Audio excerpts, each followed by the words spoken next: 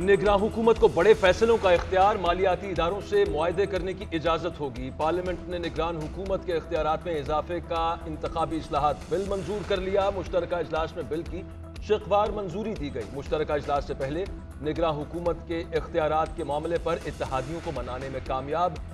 इंतखाबी इस्लाहात committee के सरबराह यार सादिक का कहना है कि निगरान हुकूमत के इख्तियारात महदूद होंगे। पहले से जारी प्रोग्राम और मनसूबों से मुतालिक ही इख्तियारात इस्तेमाल कर सकेगी।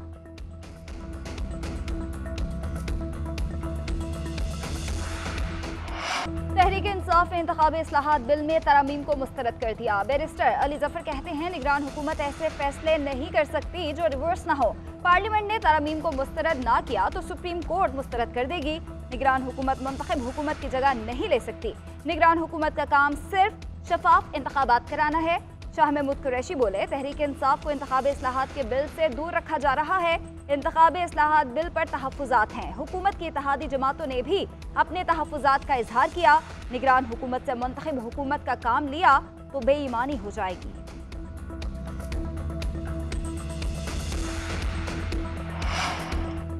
निगरान सेटअप के लिए हुकूमती इत्तेहाद की दो बड़ी जमातों के साथ बड़ी बैठक।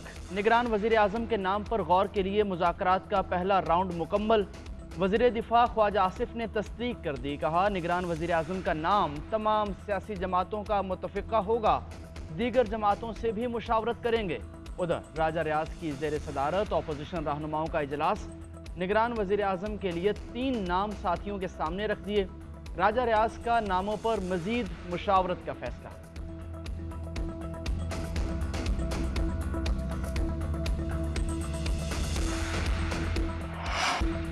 अगले माह हमारी हुकूमत की मुद्दत पूरी हो रही है। आवाम के मैंडेट से नई हुकूमत आएगी। वज़ीर आज़म शहबाज शरीफ का कराची में लैपटॉप तकसीम करने की तकरीब से खिताब। बोले कि पाकिस्तान अब डिफॉल्ट के खतरे से निकल चुका। कुछ लोग जादू टूना और फूंके मार रहे थे कि मुल्क डिफॉल्ट कर जाए। अल्लाह का शुक्र है कि पाकिस्तान डिफॉल्ट की जानिब नहीं गया। गुर्बत और बेरोजगारी से निजात के लिए मरबूत प्लान तैयार कर लिया। मजदूर तो पहले ही दबा हुआ है। अशराफिया को बोझ कबूल करना होगा। मजीद बोले कि पाकिस्तान ने तरक्की करनी है तो करप्शन का खात्मा करना होगा। बिजली गैस चोरी रोकनी होगी। नौजवान हमें भी पार लगाएंगे और पाकिस्तान को भी पार लगाएंगे।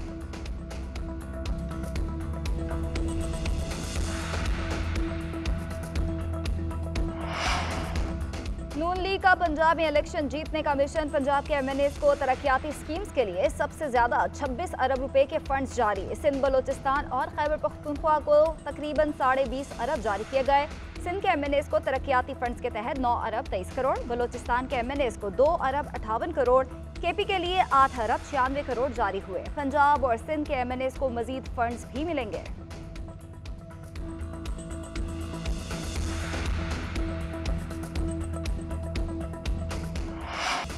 सुप्रीम कोर्ट में चेयरमैन तहरीक इंसाफ की तोशाखाना का ट्रायल रोकने की इस्तदा मुस्तरद। सुप्रीम कोर्ट ने तोशाखाना फौजदारी केस इस्लामाबाद हाई कोर्ट को भेज दिया।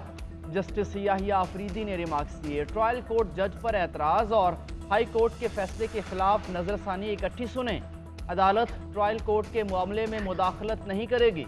ख्वाजा हारिस ने मौक़िफ़ अपनाया कि तोशाखाना केस में ट्रायल कोर्ट के दायरा इख्तियार और जज ट्रांसफ़र की दरखास्तें ज़ेर समात हैं। अदालत ने रिमार्क्स दिए, दरखास्तें इस्लामाबाद हाई कोर्ट में ज़ेर समात हैं। हुक्म ट्रायल कोर्ट को कैसे कर दें। चेयरमैन PTI की तोशाखाना केस में आज हाजिरी माफी की दरखास्त मंजूर। बयान रिकॉर्ड कराने के लिए कल हाजिरी यकीनी बनाने का हुक्म। इस्लामाबाद की सेशंस अदालत ने रिमार्क्स दिए कि कल अदम हाजिरी की सूरत में नाकाबिल जमानत वारंट गिरफ्तारी जारी कर दिए जाएंगे। अदालत के तहरीरी फैसले में कहा गया कि चेयरमैन PTI की सिर्फ आज की हाजिरी से इस्तिस्ना की दरखास्त मंजूर की जाती है। वकील गौहर अली खान ने सेक्शन 324 का सवालनामा वसूल कर लिया। राना अंसार सिंध असम्बली की पहली खातून अपोजिशन लीडर बन गई। स्पीकर सिंध असम्बली ने तकर्रुरी का ऐलान कर दिया। राना अंसार को मुबारकबाद। कहा, पहली खातून अपोजिशन लीडर सिंध असम्बली बनने पर आपको मुबारकबाद पेश करता हूँ। जब नोटिफिकेशन जारी होगा तो सबको दे दिया जाएगा। राना अंसार को अपोजिशन के 69 में से 39 अरकान की हिमायत हासिल। हलीम आदिल शेख को ओहदे से हटा दिया गया।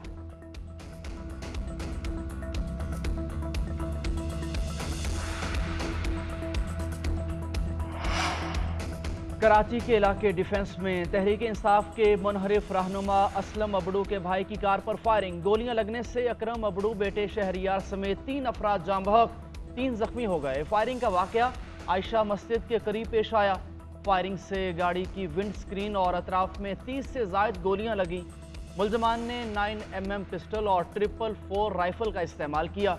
68 साल अकरम अबड़ू सिंध बार काउंसिल के रुकन थे। ताल्लुक जैकबाबाद से था।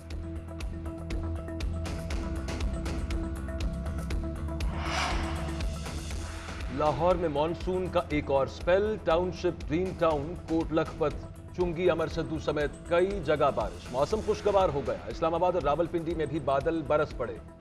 बलूचिस्तान में मूसलाधार बारिशों से सैलाबी सूरत हाल। सैलाबी रैले शहरों में दाखिल। खारान और अतराफ में इमरजेंसी नाफिज।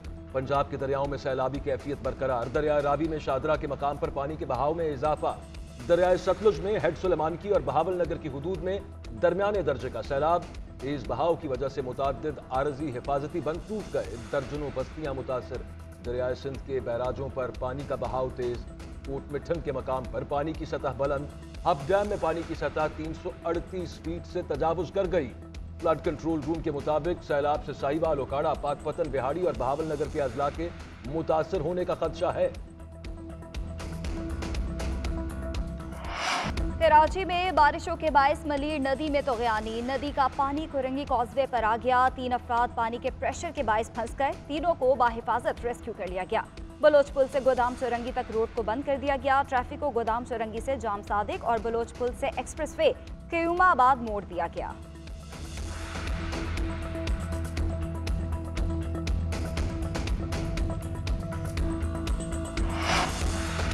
मुल्की मईशत के लिए अच्छी खबर। चीन ने पाकिस्तान के लिए 2 अरब 10 करोड़ डॉलर्स कर्जा अदायगी 2 साल के लिए मुअख्खर कर दी। चीन के एक्सिम बैंक ने बाज़ाब्ता तौर पर पाकिस्तान को ख़त लिखकर आगाह किया।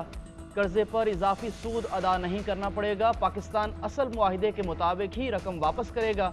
वफाकी हुकूमत ने कर्जा रोल ओवर करने के लिए अस्तर नौ शराइत व ज़वाबित की मंजूरी दे दी। तमाम 31 कर्जे मुआहिदों की मुद्दत में 21 जुलाई से 30 जून तक 2025 तक तौसी की गई। तरसीलात ज़र, दरामदात, बरामदात, बैरूनी सरमायाकारी में कमी रिकॉर्ड। करंट अकाउंट खसारा, रुपए की कदर और माली ज़खायर भी कम। वजारत खजाना ने माहाना माशी आउटलुक जारी कर दी। रिपोर्ट के मुताबिक एक साल में तरसीलात ज़र में 13.6% कमी हुई। तरसीलात ज़र 31.3 अरब डॉलर से कम होकर 27 अरब डॉलर रहीं। बरामदात में एक साल में 14.1% की कमी रिकॉर्ड। एक साल में मुल्की माली ज़खायर में 1 अरब 37 करोड़ डॉलर से जायद की कमी हुई। अवाम पर महंगाई के पे दर पे वार।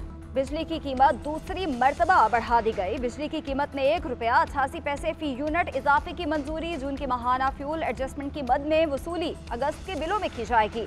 सारिफीन पर 24 अरब रुपए का इजाफी बोझ पड़ेगा। इससे कबल रात गए नेपरा ने बिजली 7.5 रुपए फी यूनिट महंगी करने की मंजूरी दी।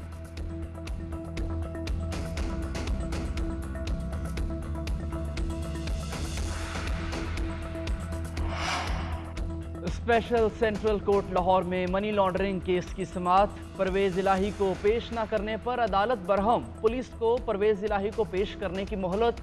DIG ऑपरेशंस ने मौक़िफ़ अपनाया। लाहौर पुलिस की टीम रावलपिंडी जेल के बाहर मौजूद है। हवालगी नहीं दी जा रही। जज बख्त फखर ने रिमार्क्स दिए कि जेल वालों की रिपोर्ट मैंने पढ़ ली है। इजाज़त के बगैर कैसे परवेज इलाही को रावलपिंडी मुंतकिल किया गया? अदालती वक्त तक पेश ना किया तो अदालत अपना फैसला सुनाएगी।